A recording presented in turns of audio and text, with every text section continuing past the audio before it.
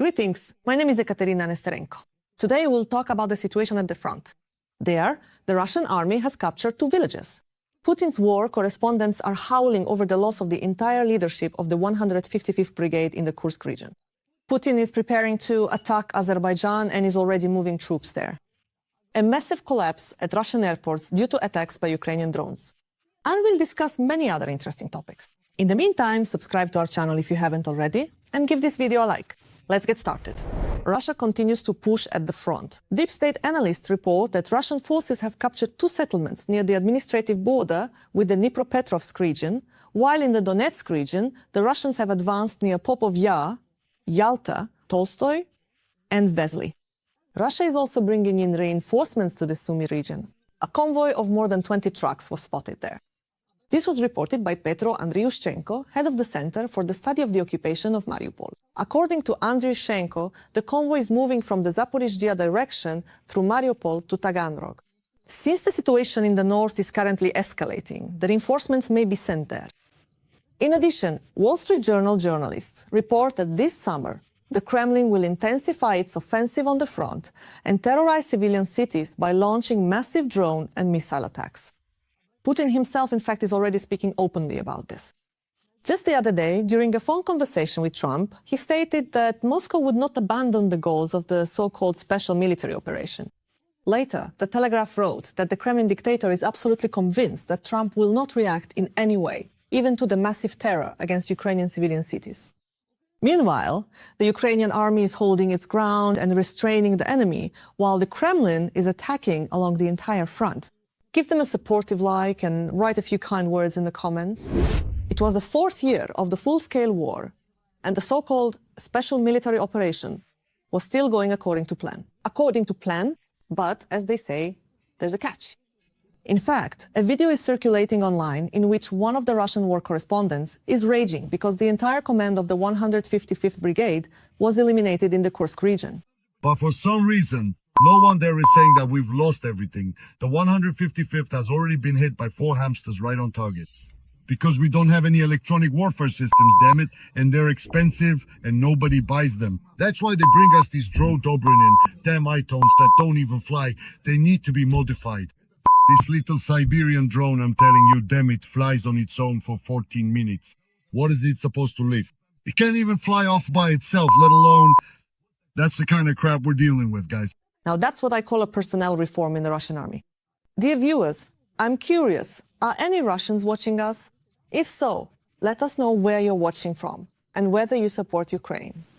I always enjoy reading your comments. It seems that the conflict between Russia and Azerbaijan is only escalating, as Ukraine's main intelligence directorate reports that Russia is planning to ignite a war in the Caucasus against Azerbaijan. Moscow is expanding its military presence in Armenia amid escalating tensions with Baku. The main intelligence directorate also reports that the Kremlin has accelerated the staffing of its military base in Gyumri, Armenia, in order to increase military and political pressure on the countries of the South Caucasus. In fact, all of this suggests that the deterioration of relations between Azerbaijan and the Russian Federation was likely being prepared in advance. What do you think? Can Russia handle another war? A hunt has been declared on Russia's shadow fleet transporting oil. Unknown individuals are sabotaging Putin's ships with magnetic mines. More details coming up. The vessel Sea Charm, which was damaged in January 2025 off the coast of Turkey, the tanker Sea Jewel, which nearly sank in February in Italy. Then the explosion of the Koala in the Russian port of Usluga, the Grace Ferrum, damaged off the coast of Libya in that same February 2025, and finally the tanker Villa Mora, which suffered an engine room explosion just recently on the 27th of June. The hunting season on Putin's fleet is considered open, and in addition to the now familiar threats from Ukrainian aerial and naval drones, the Kremlin's shadow logistics have encountered a new scourge. A series of mysterious attacks on oil tankers using limpet mines has shaken the shipping world, sparking speculation that the explosions were part of a sabotage campaign. Limpet mines are not a new technology. The first of these were invented by the Germans back in World War II. Thanks to their special shape and attachment system, such a charge could burn through the armor of even the thickest tank. Designed to destroy tanks, its shaped charge-pierced armor by using a thin jet of focused metal, moving at speeds of up to 14 kilometers per second. However, no one had ever done anything like this underwater before. Some very kind, octopuses, this is how they deal with Russian tankers. As it turned out, quite similar problems occurred in different parts of the world with companies that seem to have absolutely nothing to do with each other. But all of them, in one way or another, are connected to Russia's shadow fleet. It is through them that Putin exports his black gold. This is the 5th tanker in a row to suffer from similar unexplained explosions just this year. All these vessels had ports of call in Ust-Luga, Novorossiysk, and so on. In other words, all these ships are part of the Russian shadow fleet and transport Russian oil, which is under sanctions. Of course, we don't know who did this or what exactly is going on, but it's very telling, very much so. Since all the affected vessels had called at Russian ports shortly before the attacks, this led to speculation in the press that Ukraine was involved in the explosions. And while official Kyiv remained silent, Ukraine's military intelligence, in its recent report, classified the latest affected vessel as part of the Russian shadow fleet, which suggests that Ukraine may indeed be indirectly involved in the maritime explosions. This leads to the fact that they effectively lose momentum and, let's say, disrupt the business of deliveries. If the number of such vessels experiencing these kinds of accidents and damages increases, it will affect the frequency of such voyages, causing them to decrease. At the same time, if Ukrainian special services are indeed involved in what is happening, experts assure that no one has been universally attaching mines to tankers in open waters. Most likely, we are talking about a combined operation involving several types of attacks. Most likely, this was some kind of planned action. It is possible that this was some sort of sabotage. Again, this tanker from the Shadow Fleet most likely has some criminal element involved, and it cannot be ruled out that the explosion was actually the result of these criminal factors and their activities. 5 attacks on Putin's Shadow Fleet in the past 6 months have significantly reduced the already meager list of those willing to continue trading with the Kremlin. Those who were not deterred by looming Western sanctions have changed their minds after hearing about the prospect of simply going to the bottom along with their entire cargo, whether off the coast of Libya, in other parts of the Mediterranean, or even in Russia itself. Those involved in this rather unsavory business transporting Russian sanctioned oil have now started to additionally inspect their tankers, including from the outside, even hiring divers to make sure there are no limpet mines or other explosives attached to the hull. Such precautionary measures are costing ship owners a pretty penny. As a result, doing business with the Kremlin is simply becoming unprofitable. Now, oil delivery routes are being reconsidered, and insurance agents are revising coverage terms. In other words, the risks are increasing very, very significantly. And this sends a signal to the market. Using tankers from the Shadow Fleet is becoming highly risky, both in terms of insurance safety and, of course, legal liability. If today Russia's Shadow Fleet numbers by various estimates up to 1,000 vessels, then after the latest explosive news, that number could drop to just a few hundred. But even those remaining are unlikely to sail the seas for long after an inevitable encounter with Ukrainian intelligence operatives or maritime octopuses. Some very kind, octopuses. The weekend in Russia was lively, all thanks to Ukrainian drones. Chaos at Sheremetyevo. Russians are sitting in line on the floor, not just in the corners, but literally everywhere now. A collapse has occurred in almost all Russian airports. Attention passengers, please leave the risk zone and assist airport staff. In Moscow and St. Petersburg, more than 150 flights were delayed due to attacks by Ukrainian drones. A large number were cancelled. That's what the buffer zone is like.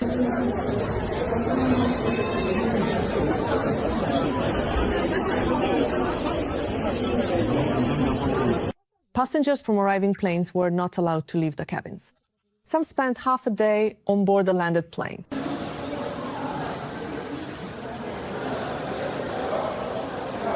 The situation in Pulkovo isn't much better. More than 30 flights were cancelled there, and about 100 more were rescheduled. In addition, there were delays and cancellations in other Moscow airports, as well as in Yekaterinburg, Nizhny Novgorod, Kaliningrad, and other cities. Aeroflot's press service reported that some flights were cancelled due to a forced schedule adjustment. This also affected flights operated by Russia Airlines, which is part of the Aeroflot group. Russia is already attacking Germany today. However, as German Chancellor Friedrich Merz says, for now it is only a matter of various kinds of sabotage. Attacks on infrastructure, arson, sabotage, all of this is already part of Russia's hybrid assault on German territory today. In fact, in Germany, they are absolutely certain that Russia is behind this unrest. You know, we somehow very quickly went from talking about the possibility of Russia attacking NATO to the reality that Russians have launched sabotage operations on the territory of one of the alliance's member states. God willing, we will live to see the day when deep concern turns into real action against the aggressive activities of the Russian Federation.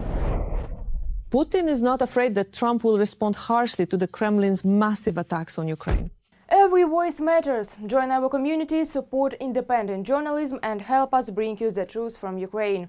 Become a member of Ukraine Today. Join us now. The Telegraph published an article stating that Putin is now deeply convinced that Trump will not punish him for the large-scale strikes on Ukraine. The publication writes that the Kremlin believes the most Trump will do now is post an angry message on social media. And this really does seem to be true, because not only are the Russians not stopping their massive shelling, they're actually increasing it. Moreover, Ukraine was subjected to massive attacks both on the eve of the phone conversation between Putin and Trump and after it. By the way, after his conversation with the Kremlin dictator, Trump only stated that no progress had been made and that he was dissatisfied with the conversation. What do you think? Is Trump just indifferent? Or is he actually Krasnov's agent? Share your thoughts in the comments. Donald Trump did not achieve the desired result from Putin regarding the peace process. During their latest phone conversation, the American president and the Russian dictator discussed the economy, movies, and Ukraine. But Trump was dissatisfied with the discussions about Ukraine. Meanwhile, the Kremlin is making increasingly unrealistic and unreasonable demands for concluding peace. For example, one condition is that Western countries should no longer train Ukrainian soldiers and the US should stop supplying weapons to Ukraine. We will tell you more about the negotiation process. Attempt number 6. Donald Trump and Vladimir Putin had another phone conversation. I have a protocol event there. It was planned unless something gets in the way a conversation with the US president. For 50 minutes, they discussed Ukraine, the Middle East, and a bit about movies. If you set aside the formalities, this conversation looks less like a diplomatic breakthrough and more like a continuation of a game with moves that are already known in advance. But let's take it step by step. Let's start with the main thing, the war in Ukraine. As reported by Putin's chief aide, who also happens to be his assistant Ushakov, it was the head of the White House who raised the issue of ending the military actions as soon as possible. In response, it was the same old tune.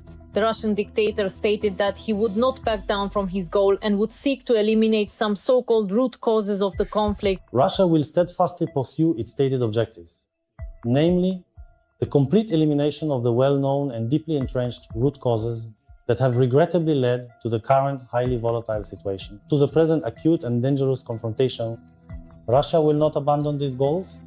At the same time, Ushakov assured that the Kremlin is still ready for negotiations with Ukraine. However, Moscow and Kyiv have not even discussed the date for a third round of dialogue yet. They have not discussed a personal meeting between Trump and Putin, although according to the bunker aide, this idea is in the air. As for the conversation as a whole, it began with self-promotion. Trump told Putin about the successful passage in Congress of a key bill on tax, energy, and immigration reforms. The call ended with congratulations to Putin on US Independence Day. But even here, Russia's greatness made its presence felt. Putin claimed that Russia supposedly played a significant role in the formation of American statehood. Yet another attempt to insert himself into someone else's history. It seems to me that Trump is almost the perfect partner for the kind of political tango that Putin is planning to dance. He is ready to lead his partner, essentially to control him. And Putin's behavior is very straightforward. He needs to go out of his way to show some kind of deep respect for Trump, to tell him, of course, that he is a great leader. Trump loves to hear that And then, moving on, they agree that, of course, a political settlement is only possible if the so-called root causes of the current conflict, as the Kremlin calls it, are addressed. Here, Russian diplomacy drifts into a kind of mysticism. Instead of discussing the real reasons for the war, which we all know very well as the ongoing humanitarian catastrophe that has lasted 3.5 years. But the conversation always revolves around these root causes. And then in this conversation with Trump, you absolutely have to switch either to hockey or to movies. That's exactly the topic Putin and Trump moved on to after discussing the Middle East. They talked about the possibility of exchanging films that promote traditional values, but it's unclear exactly what values they were talking about. There is a suspicion that indeed, judging by the behavior of the Russian side that we're seeing now, the result is zero. Moreover, it seems to me that the situation is actually much worse than just the absence of a peace process.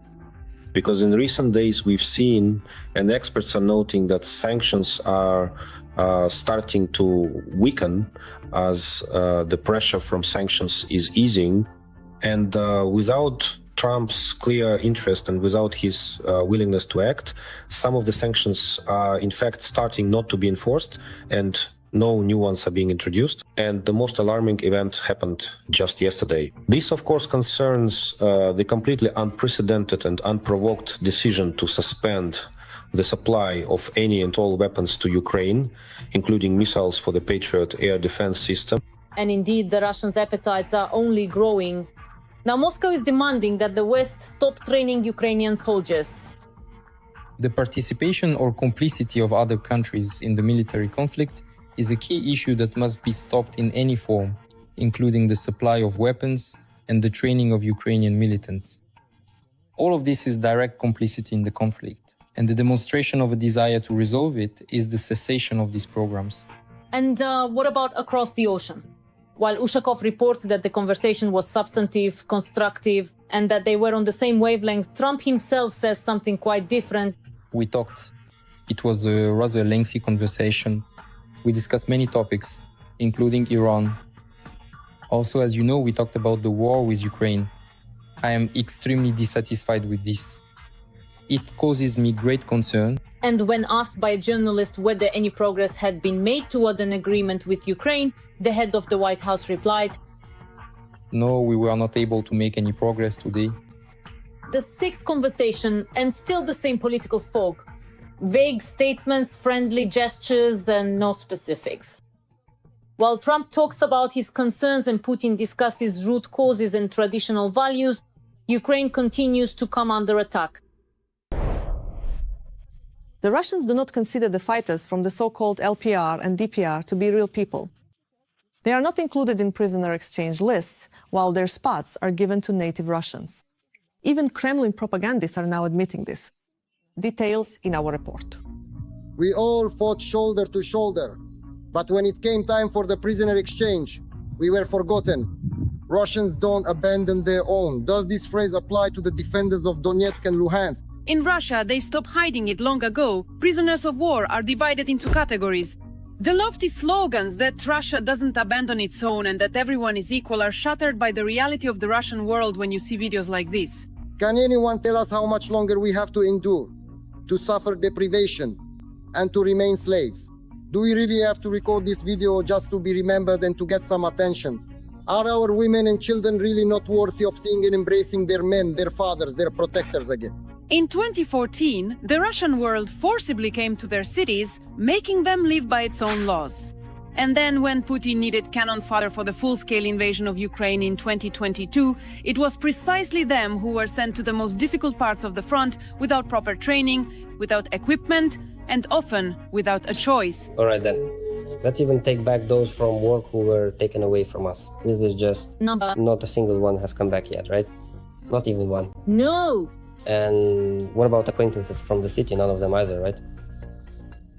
So basically, there are absolutely no men left in the entire city either then? No, absolutely no one. I see. As soon as they were captured, they were simply forgotten. In reality, they are deployed to the FSB forces, all sorts of other forces that are just on defense. They're on actual task, while the main offense is being prepared somewhere in Korea, is to draw as much attention to themselves as possible and to wear down the enemy's manpower as much as possible. This unpleasant truth is being spoken by far from the least significant people in the Russian government. Simply manpower that's being used up. Moreover, let's understand, it's not just the generals who need to think about this, but also those people sitting in other offices where the civilian officials are. Forced mobilization in Russia is the norm. Russia does not consider the residents of Donetsk and Luhansk regions to be people, so the laws do not apply there. What has Russia personally given to your family since 2014? What can you say? Glory to Russia. Personally, to my family, all Russia has done is turn on the gas in our house to poison my child and my wife. What does that mean? Well, it means that when I didn't want to go fight, the military police would come to my place. They broke down my doors and gassed my wife and my child. They pumped gas into the house. How did they pump in the gas? You're telling a crazy story. Well, that's the story I'm telling you. That's how it was. How did it happen? When did it happen? It happened when I was just tired of fighting and left at first. Despite all the statements about citizenship and the united people, people like these are in no hurry to be brought back home. I've been in captivity for 28 months. Dear residents of Donetsk, on behalf of all prisoners of war from Donetsk, Luhansk, and the Russian Federation, we would like to address the Commander-in-Chief of the Russian Federation. What have they done to deserve being sent to war by the state and then kept here as punishment? Why do they deserve to be treated this way? They watch as other proper soldiers from the regular army, with contracts and official registration, are returned home through exchanges, while there isn't even an attempt to bring them back. And while the Russian side initially ignored their tearful pleas, it seems that later it became harder to hide the truth.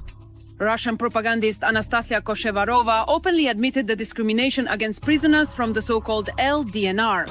With prisoners from the DNR and LNR, things are not so simple. Many of them still have Ukrainian passports, and in captivity they switch sides back to Ukraine. There are frequent cases of betrayal. As I was told in the Ministry of Defense, there are unofficial instructions to prioritize the return of Russian soldiers from captivity. Accordingly, the lists are drawn up so that our paratroopers and guardsmen are the first to be exchanged, while those mobilized into the People's Militia of the DNR and LNR are left for last. Prisoners of war from the quasi-republic units of the DNR and LNR, tired of waiting for Putin to remember their existence, have recorded more than one appeal to the Russian authorities and to the so-called Human Rights Commissioner in Russia, Moskalkova. We have been here from 1 to 2.5 years. Once again, we see that those who have been in captivity since 2024 are being sent home again. But we have been forgotten once more. Dear Vladimir Vladimirovich, there are approximately number missing people from the LDNR in the prisoner of war camp. In the past year, only about 5 of them have been exchanged. With such prospects, the chances of going home are 0. Right now, those who were sent to serve in LDNR units against their will remain in Ukrainian captivity. They went through assault, survived, and now essentially have become unnecessary. We will continue to record videos, and it doesn't matter what awaits us at home. We have been through a lot, and we'll go through more, if it is God's will. First, the Kremlin used them and then abandoned them. It was painful and cynical for those who believed in Putin. If I had even known where they were taking us, I would have rather shot myself in the leg, honestly. It would have been better to sit in prison there, but I would never have come here in my life. We were simply misled. First of all, they gathered everyone and said we were going to a training ground for 10 days. Also among the prisoners who fought on Russia's side, there are those who themselves do not wish to return to the occupied zone or to Russia itself. There are only a few like that, and they have a chance to stay if they have not committed war crimes. I have made the decision to conduct a special military operation. Its goal is to protect people who for 8 years have been subjected to abuse and genocide by the Kiev regime. To this day, Russian federal channels claim that Donbas is oppressed, hated, and persecuted in Ukraine. Kiev is the enemy, and Moscow is the savior. But nevertheless, compared to now, I understand that people remember those 8 years as almost peaceful, or not? Well, yes. Except they mobilized all the men, right? whoever they could. So of course those 8 years before were peaceful. It turns out that the only function of the liberated is to die in meat grinder assault, so they don't get in the way of real Russians. They gave them a passport and wiped their feet on the person. No salvation, no homeland, no gratitude, just the label of expendable. Ukraine is launching joint production of drones and weapons with the US and Denmark. Zelensky said that this week an agreement was reached with an American company to produce drones, as well as with Denmark for the first joint production of weapons for Ukraine abroad. It's important to note what we managed to accomplish this week together with Ukraine's friends.